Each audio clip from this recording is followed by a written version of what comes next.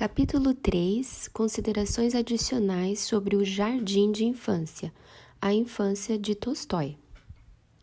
Não há possivelmente nenhum campo de pesquisa conhecido em que tão pouco trabalho útil tenha sido realizado como aquele compreendido pela palavra crianças.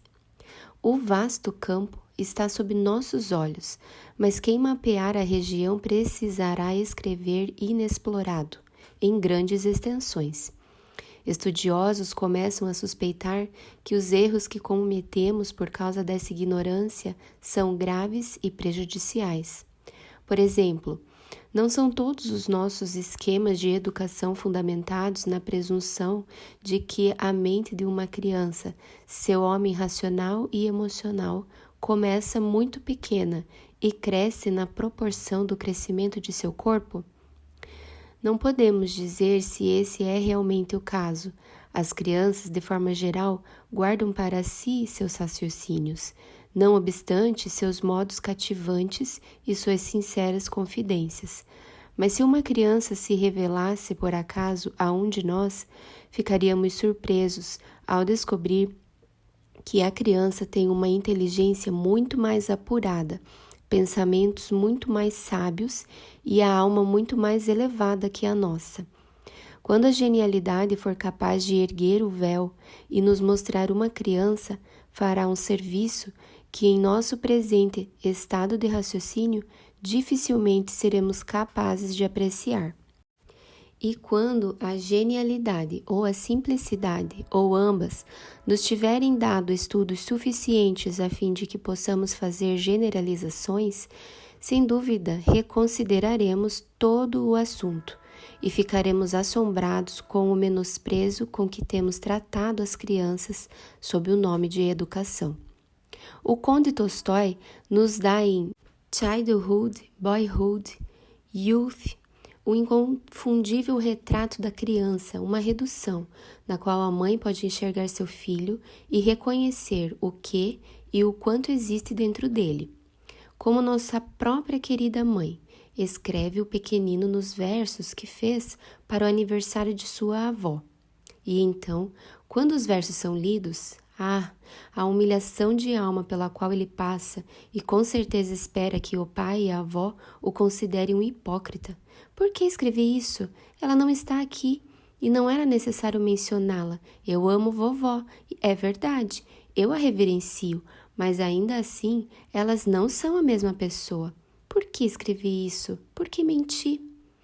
Esse é o tipo de coisa que existe nas crianças.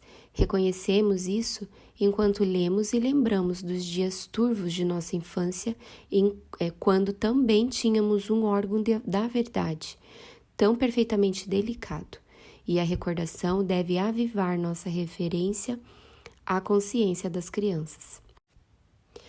The Story of a Child. Enquanto falo sobre esse assunto, gostaria de mencionar outro livro que contém a autorrevelação de uma criança que outrora foi chamada do sombrio abismo do tempo para testemunhar. Esse tipo de estudo da infância é realmente precioso, porque não pode ser considerado em qualquer outro sentido, senão remontando à nossa própria infância, vivificando-a, reproduzindo-a pela mera força do poder imaginativo.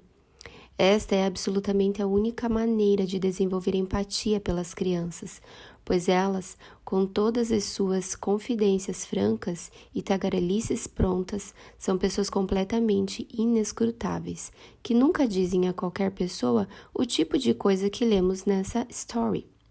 Não há necessidade de contarem isso umas às outras, pois as outras crianças já sabem.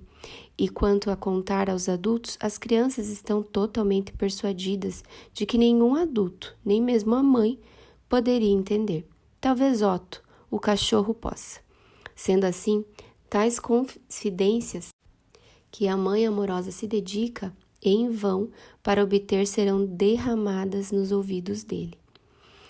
Cada um deles, em sua esfera secreta de alegria ou sofrimento, isolados, vivem e vagueiam.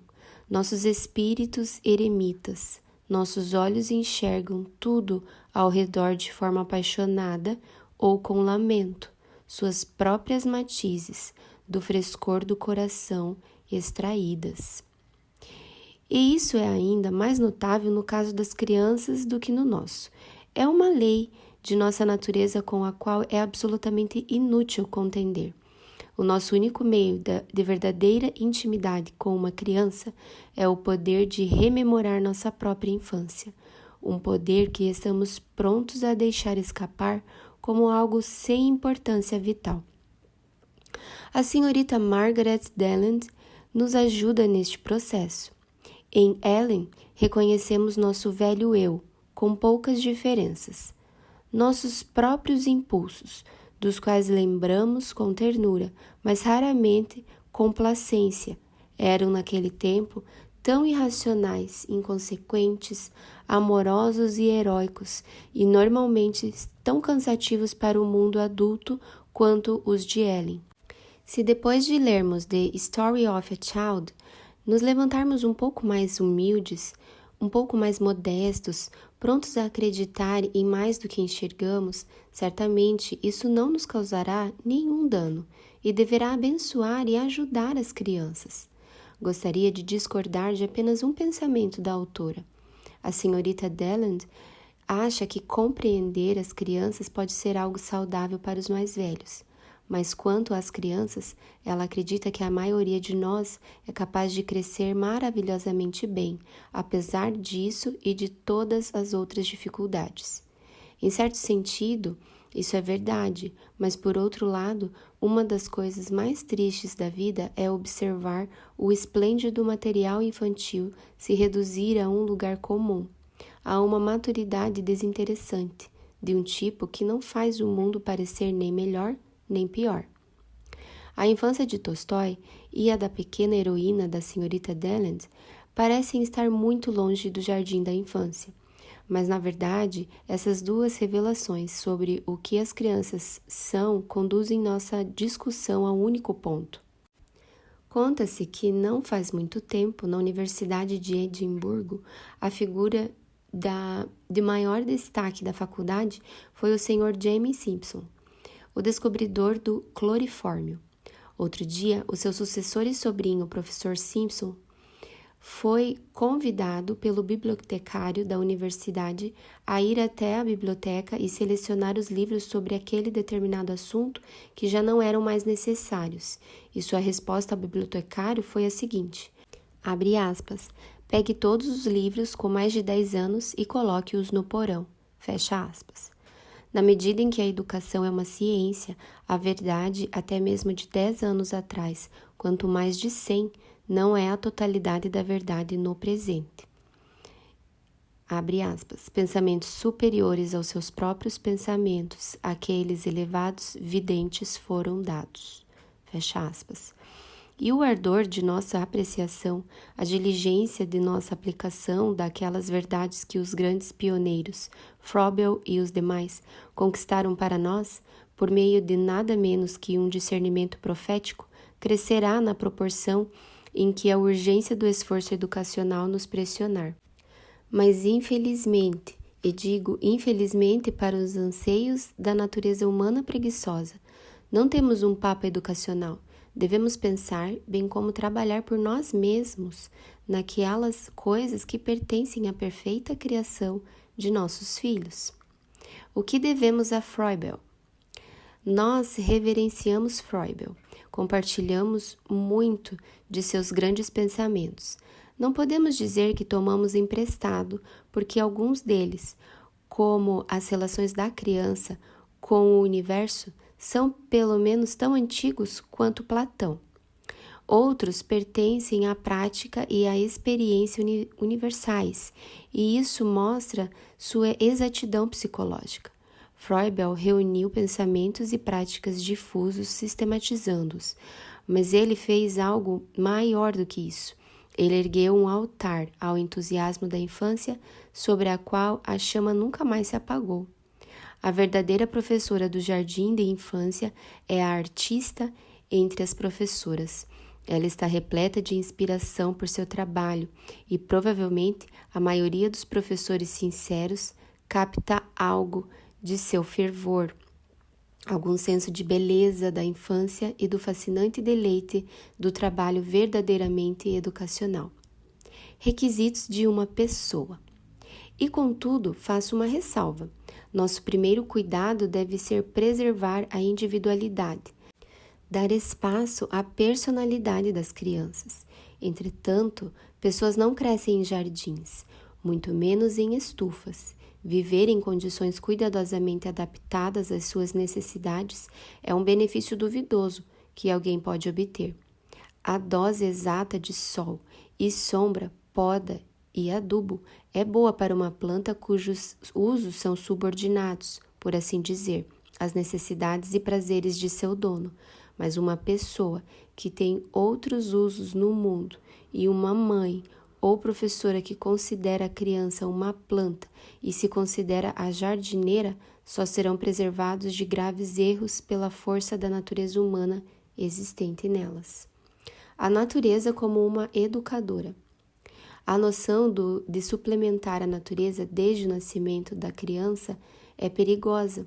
A natureza demanda de nós um pouco de orientação, um pouco de limitação, bastante vigilância, reverência. Mas, para além disso, é sábio que os pais confiem às crianças tanto quanto possível à natureza e a um poder mais elevado que a própria natureza. O perigo de desvalorizar a inteligência das crianças. Aqueles de nós que já assistiram a um menino de 7 anos fazendo rodas de Catarina pela rua, ou a um grupo de garotinhas dançando ao som de um realejo, ou a pequenos meninos e meninas à porta brincando de dar aos seus bebês o que Dickens chama de alimento seco, ou a uma garotinha encarregada por sua mãe de fazer 4 aquisições específicas com 6 pences e retornar com o troco, não estão prontos para acreditar que o desenvolvimento físico, mental e moral está aguardando, por assim dizer, o ensino oferecido pelo jardim de infância. De fato, estou inclinada a questionar se, na intenção de implementar um sistema, a encantadora professora do jardim de infância não corre o risco, por vezes, de desvalorizar grandemente a inteligência de suas crianças. Conheço uma pessoa de 3 anos que por acaso foi encontrada sozinha na sala por um visitante. Era primavera e o visitante pensou em se fazer agradável conversando sobre os lindos carneirinhos. Mas aquela pessoa solene, com seu par de grandes olhos azuis nele fixados, fez esta solene observação. Não seria terrível ver um porco morto? Esperamos que ela nunca tenha visto ou sequer ouvido falar da morte de um porco, mas ela fez um protesto tão eficaz contra uma conversa abobalhada quanto qualquer mulher da sociedade seria capaz de fazer. Bowers e os outeiros russos e japoneses, A Ilha do Tesouro, Robinson Crusoe e Seu Homem Sexta-feira, A Luta das Termópilas, Ulisses e os Pretendentes. Esses são os tipos de coisas que levam as crianças a brincarem juntas durante semanas. Até mesmo crianças de 3 e 4 anos participarão corajosamente dessas brincadeiras com seus irmãos. E se as pequenas pessoas tivessem o hábito de dizer como se sentem, aprenderíamos, talvez, que elas ficam bastante entediadas com brincadeirinhas em que saltam como ovelhas, sacodem suas nadadeiras e giram os dedos como borboletas. Todos gostamos de ser bem-humorados. Mas, protesta o leitor, as crianças fazem todas essas coisas de forma tão aprazível e alegre no jardim da infância? Há algo de curioso sobre a natureza humana. Todos nós gostamos de ser governados por pessoas que se esforçam para tocar nossas amabilidades. Até mesmo um cão pode se tornar um tolo sentimental. E se nós, que somos mais velhos, temos nossos pontos fracos nesta questão, não é de se admirar que as crianças possam ser persuadidas a fazer qualquer coisa por pessoas que sempre se dirigem a elas agradavelmente. É verdade que W.V., a criança que o mundo foi ensinado a amar, cantava suas canções do jardim de infância com suas pequenas mãos balançando no céu azul. Mas fazia isso apenas para deleite e distração dos mais velhos, quando chegava a hora de dormir. Em outros momentos, W.V. tinha pensamentos muito mais elevados. As professoras mediam demais. Ainda há, provavelmente, jardim de infâncias onde se vê uma boa dose de linguagem abobalhada nas músicas e histórias, onde a professora imagina que fazer ela mesma poemas para as crianças e compor pequenas canções para que elas cantem e pintar quadros para que elas admirem é cumprir ao máximo a sua função. As crianças podem repetir a queixa de Wordsworth sobre o mundo e dizer que a professora está conosco tempo demais. Tudo é dirigido, presumido, sugerido. Nenhum outro personagem, livro, pintura ou música, nem mesmo a própria natureza, pode se aproximar das crianças sem a mediação da professora. Não sobra qualquer espaço para espontaneidade ou iniciação pessoal por parte delas. Perigo do magnetismo pessoal. A maioria de nós é enganada por nossas virtudes, e todo o zelo e entusiasmo da professora do jardim de infância é, talvez, a sua pedra de tropeço. Mas as crianças estão tão felizes e boas. Precisamente, o ambiente do lar não é de modo algum uma cena de paz, quando comparado ao jardim de infância. Mas me atrevo a pensar que é um melhor lugar de crescimento. Fico feliz em ver que um eminente seguidor de Froebel protesta contra o elemento do magnetismo pessoal na professora, mas há ou tem havido uma boa dose desse elemento na professora bem-sucedida do jardim de infância, e todos nós sabemos como esse tipo de influência nos faz perder o vigor e a individualidade. Mesmo a parte desse elemento de encanto, duvido que a característica autoadaptável da vida no jardim da infância seja boa para as crianças. Jardim de infância, uma falsa analogia. O mundo sofreu naquela manhã, quando o feliz nome Jardim de Infância se apresentou ao maior dentre os pais educacionais. Sem dúvida, era simples e adequado em sua primeira intenção, significando uma vida de jardim ao ar livre para as crianças. Mas falsas analogias como esta já impediram ou mataram mais de um sistema filosófico. A criança tornou-se uma planta num jardim bem ordenado. A analogia apelou para a mente alemã científica e ordeira, que não aprova muito quaisquer espécies de movimentos irregulares e espontâneos. Cultivo, estímulo adequado, doçura e luz tornaram-se as principais características de um grande código educacional. Do alpendre até a armação, e daí para o canteiro de flores, a pequena planta recebe na devida proporção o que precisa. Ela cresce de maneira graciosa, em fileiras ordenadas, e na estação apropriada estende sua flor. Entretanto, imaginar uma pessoa por meio de qualquer tipo de analogia é perigoso e enganoso. Não há nada na natureza comensurável a uma pessoa. A analogia da planta de jardim é ainda mais enganosa por ser muito atraente. Manifestações de propósito em uma planta são maravilhosas e prazerosas, mas tais manifestações tão simplesmente normais quando ocorrem em uma pessoa. A conclusão de qualquer pensamento será necessariamente moldada por essa ideia. E ter um jardim cultivado como a base do nosso pensamento educacional insulta o mestre por supor que as crianças não são nada além de plantas, ou resulta em uma interferência indevida no desenvolvimento espontâneo de um ser humano. Brincadeiras maternas extenuantes demais para a criança. Começo afirmando que as brincadeiras maternas são uma doce concepção e a mais amorosamente executada, mas considere que o bebê está perfeitamente consciente de todos os estados de espírito de sua mãe. Seu pequeno rosto se encobre de tristeza ou de alegria em resposta à sua expressão. Os dois juntos desfrutam de excelentes brincadeiras, Ele pula e puxa, grita e ri, rasteja e chuta e gorgoleja de alegria. E no meio de toda essa brincadeira, a mãe ensina o que ele não pode fazer. As mãos e os pés, as pernas e os braços, os dedos das mãos e dos pés estão se mexendo continuamente, enquanto ele está acordado. Boca, olhos e ouvidos estão sempre irrequietos. Tudo é brincadeira sem intenção, e a mãe fica tão contente quanto ele nesta atividade. A natureza se senta calmamente e cuida para que toda a brincadeira seja um verdadeiro trabalho. E todo tipo de desenvolvimento durante os 2 primeiros anos da vida de uma criança ocorre em um índice maior do que em qualquer outro período de sua vida. Desenvolvimento suficiente e não excessivo, pois o bebê é um dorminhoco desordenado. Mas então vem o educador e oferece um pouco mais. As novas brincadeiras são tão agradáveis e atraentes que o bebê também pode executá-las como faz com seus próprios saltos e tapas descontrolados e desajeitados.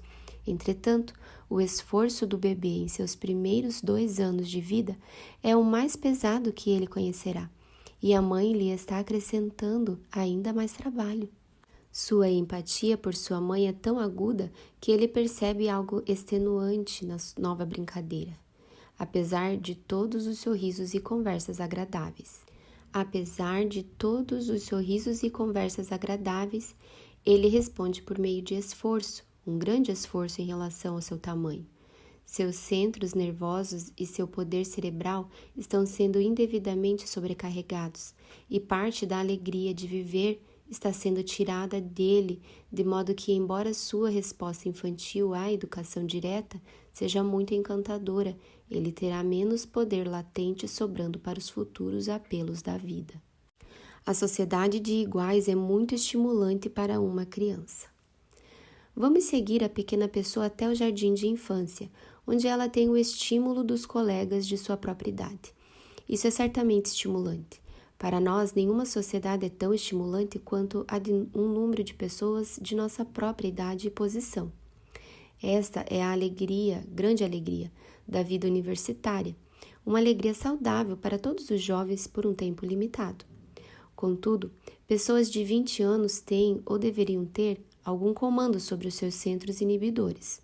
Elas são capazes de impedir a dissipação do poder nervoso causado por demasiado estímulo social. No entanto, mesmo as pessoas de 20 anos nem sempre lidam da mesma forma com a tarefa de autogerenciamento em circunstâncias empolgantes. O que então devemos esperar de pessoas de 2, 3, 4 e 5 anos? A aparência de apatia da pequena pessoa nesta situação não é garantia contra a excitação interna. O choque e o brilho de nossos iguais de vez em quando fazem bem à saúde, mas em relação à vida cotidiana, a sociedade mista de idosos, jovens e iguais que desfrutamos em família dá, ao mesmo tempo, mais repouso e mais espaço para o desenvolvimento individual. Todos temos ficado admirados do bom senso, da razoabilidade, da diversão e da desenvoltura mostradas por uma criança em sua própria casa, em comparação com a mesma criança na vida escolar. O perigo de suplantar a natureza. O perigo espreita no jardim de infância na mesma proporção da perfeição e beleza de sua organização. É possível suplementar a natureza tão habilmente que corremos algum risco de suplementá-la, privando-a de espaço e tempo para fazer o seu próprio trabalho à sua maneira. Vá e veja o que Tom está fazendo e diga-lhe que não deve. Não é essa a doutrina.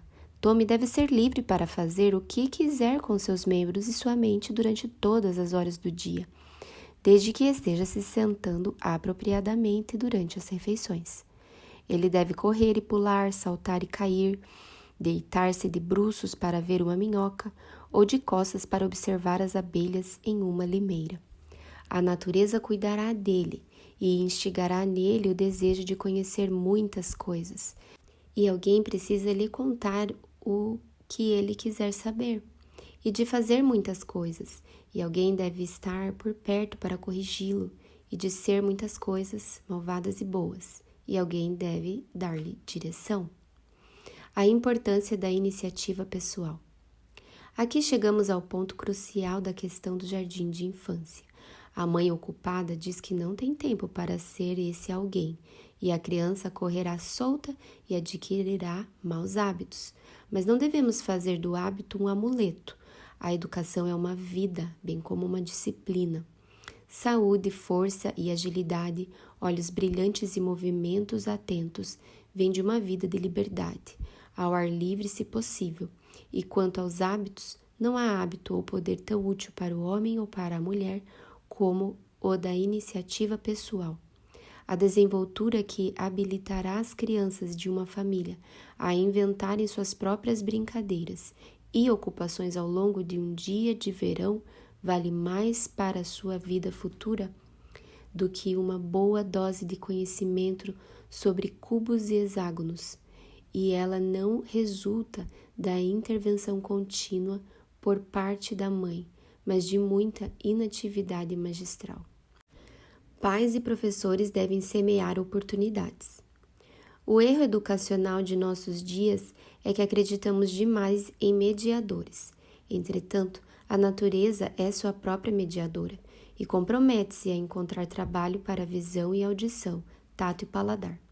Ela é capaz de incitar o cérebro com enigmas e o coração com sentimentos, e a parte que cabe à mãe ou à professora nos primeiros anos, na verdade por toda a vida, é semear oportunidades e então manter-se em segundo plano, pronta para orientar ou restringir quando isso se faz necessário.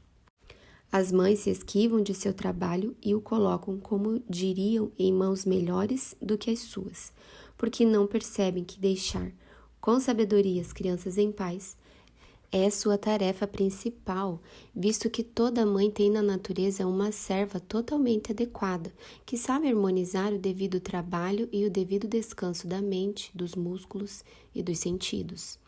Em um único sentido, as crianças pobres têm as melhores oportunidades que as ricas. Elas obtêm sua educação a partir da vida doméstica, mas há uma grande quantidade de ensinamentos a serem tirados de um berço sabiamente ordenado, e as pequenas pessoas e possessões presentes ali deveriam, como eu disse, fornecer muito treinamento de jardim de infância para a pequena família em seu lar.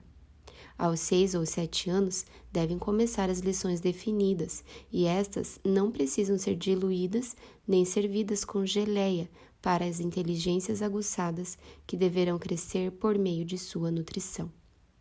Filhos únicos.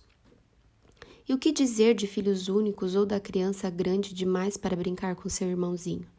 Certamente o jardim de infância é de grande vantagem para estes. Talvez sim, mas uma criança da vizinhança como companheira ou uma jovem cuidadora animada podem ser melhores. Uma criança terá aprendido sozinha a pintar, colar, cortar papel, tricotar, tecer, martelar e costurar, fazer coisas bonitas em barro e areia, construir castelos com seus blocos.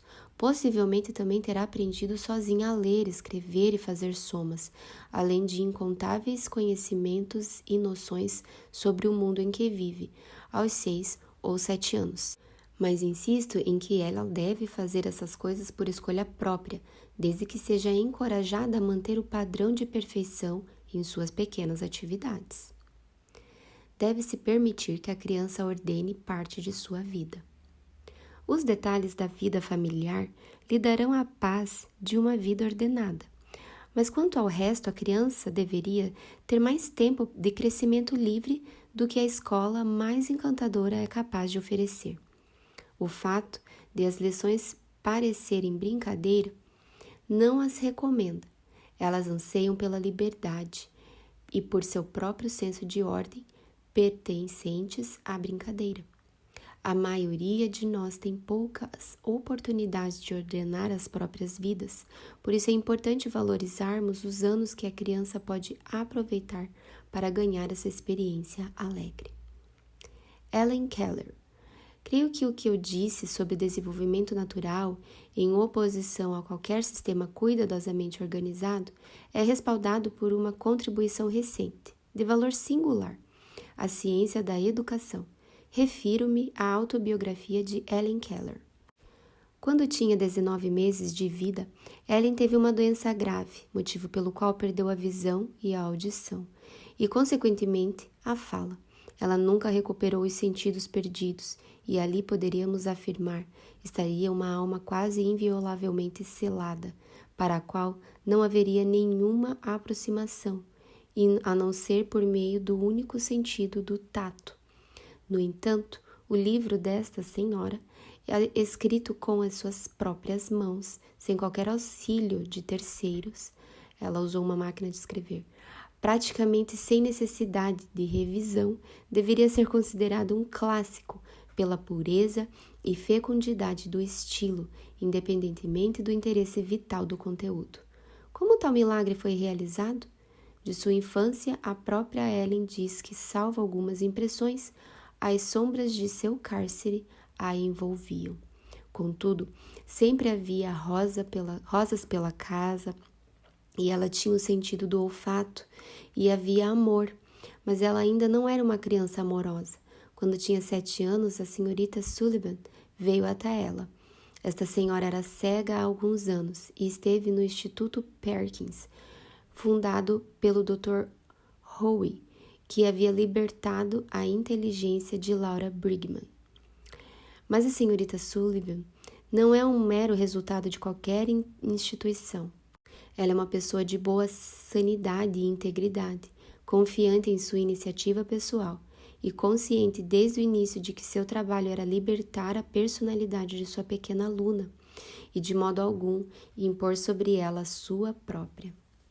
Foi assim que saí do Egito, diz a senhorita Keller sobre a chegada de sua professora, e a voz que ela ouviu do Sinai disse: conhecimento é amor, luz e visão. E então ela prossegue com aquela epopeia surpreendente e envolvente que nos conta como tudo aconteceu. Como a palavra água foi a chave que abriu as portas da mente da criança, enquanto a palavra amor abriu as portas do coração fechado. Daí em diante, muitas novas palavras surgiram todos os dias, com multidões de ideias, e não é exagero dizer que aquela criança aprisionada e desolada foi introduzida a uma herança tão grande de raciocínio e conhecimento, de alegria e visão, como poucos de nós habitantes do mundo da visão e da audição alcançam. O instrumento dessa grande libertação não foi nada além de familiar alfabeto manual, acompanhado no decorrer do tempo por livros em relevo e braille. Senhorita Sullivan sobre os sistemas de educação. Como todas as grandes descobertas, esta de uma alma foi em todas as etapas marcada pela simplicidade. A senhorita Sullivan tinha pouco amor por psicólogos e todos os seus caminhos não faria experimentos, não trataria a sua aluna como um fenômeno, mas como uma pessoa. Não, ela diz, não quero mais nenhum material de jardim de infância. Começa a suspeitar de todos os sistemas educacionais elaborados e especiais. Eles me parecem ser construídos com base na suposição de que toda criança é um tipo de idiota que deve ser ensinado a pensar, ao passo que se a criança for deixada em paz, pensará mais e melhor, se não de forma espetacular. Deixe-a ir e vir livremente, tocar em coisas reais e combinar suas impressões sozinha, ao invés de colocá-la sentada dentro de uma casa diante de uma pequena mesa circular, enquanto uma professora amavelmente sugere que ela construa um muro de pedras com seus blocos de madeira, faça um arco-íris com tiras de papel colorido ou plante árvores de palha em vasos de flores decorados. Tais ensinamentos enchem a mente com associações artificiais, das quais a criança precisa se livrar antes que possa desenvolver ideias independentes a partir das experiências reais. É ótimo ter um estudo da educação como se fosse novo, no qual vemos o triunfo da mente, não apenas sobre obstáculos naturais aparentemente insuperáveis, mas sobre um muro antiquado da educação sistematizada, um obstáculo maior a qualquer pobre criança, do qual os graves defeitos de Ellen Kelly provaram ser. O jardim de infância nos Estados Unidos. Esta questão do jardim de infância como lugar apropriado para a educação das jovens crianças é tão importante que eu gostaria de recomendar aos pais e professores o exame do estudo contido nos Special Reports, publicados pelo Conselho de Educação. Devemos ir aos Estados Unidos para testemunhar a apoteose da teoria educacional. E me refiro à teoria ao invés da prática, porque a mente americana, assim como a dos franceses, parece-me severamente ilógica, bem como generosamente impulsiva. Surge uma teoria, é liberalmente acolhida e então colocada para funcionar com as devidas aplicações em uma escala magnífica para fazer aquilo a que se propõe para a educação da população geral. Quero dizer que a ciência educacional nos Estados Unidos parece ser dedutiva, ao invés de indutiva. Teorias são transformadas em experimentos com zelo e generosidade verdadeiramente imponentes.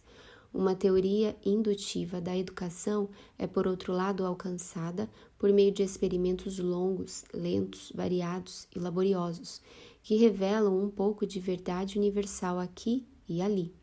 Os americanos escolhem, talvez, o caminho mais fácil e, no final, também fazem experimentos com base em sua teoria. O sistema do jardim de infância ilustra o que quero dizer. Apesar de seu nome de origem alemã, o jardim de infância não é um produto comum na sua pátria. Foi na América que as ideias de Froebel receberam o seu maior desenvolvimento. Foi ali que o jardim de infância se tornou um culto, e a grande professora se tornou um profeta. Mas o ímpeto inicial está se esgotando. De alguma forma, está ficando fraco. Sr. D. Stanton Mark, sobre o jardim de infância. De acordo com o Sr. D. Stanton Mark, cujo competente artigo sobre Moral Education in American Schools oferece conteúdo para uma reflexão muito lucrativa. Mesmo um fiel seguidor de Froebel é elevado a ter uma atitude melhor do que simplesmente reproduzir o grande reformador.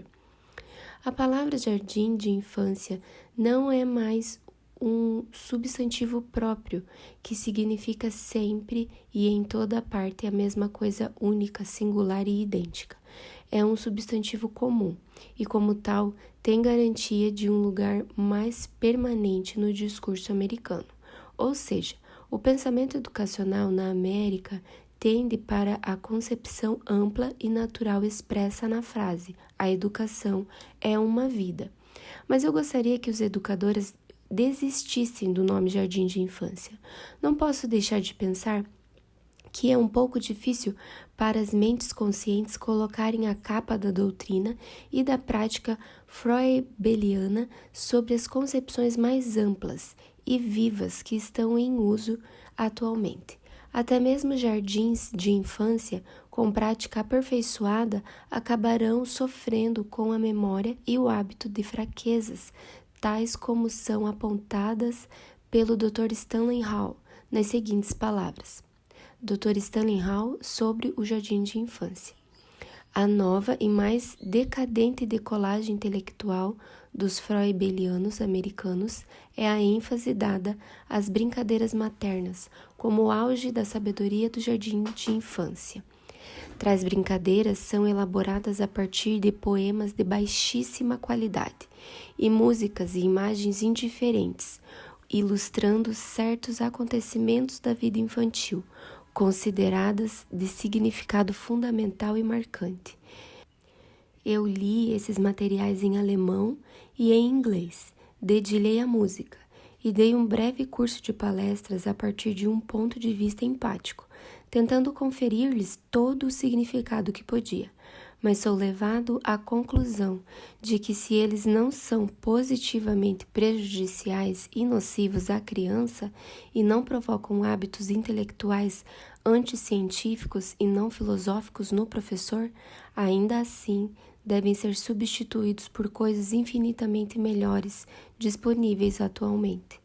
Outro erro cardinal do jardim de infância é a intensidade de sua devoção às dádivas e ocupações.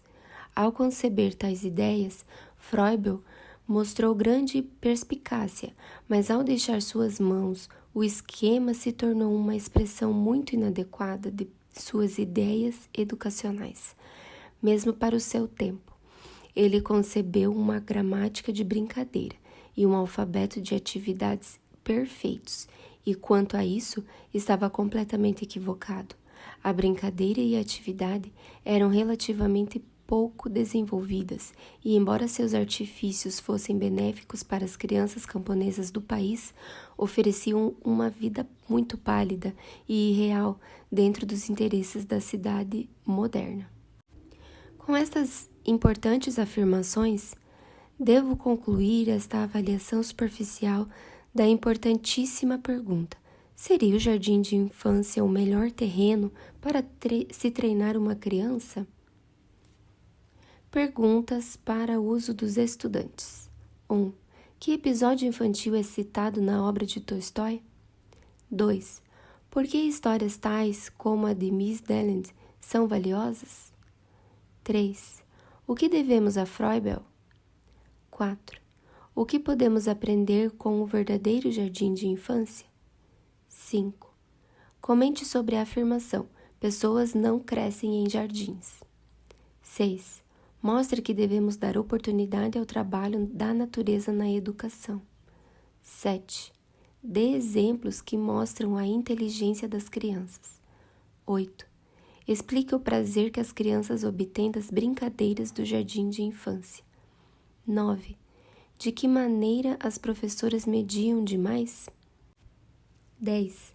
Mostre o perigo do magnetismo pessoal na professora. 11. Explique em detalhes por que o nome Jardim de Infância aponta para uma falsa analogia.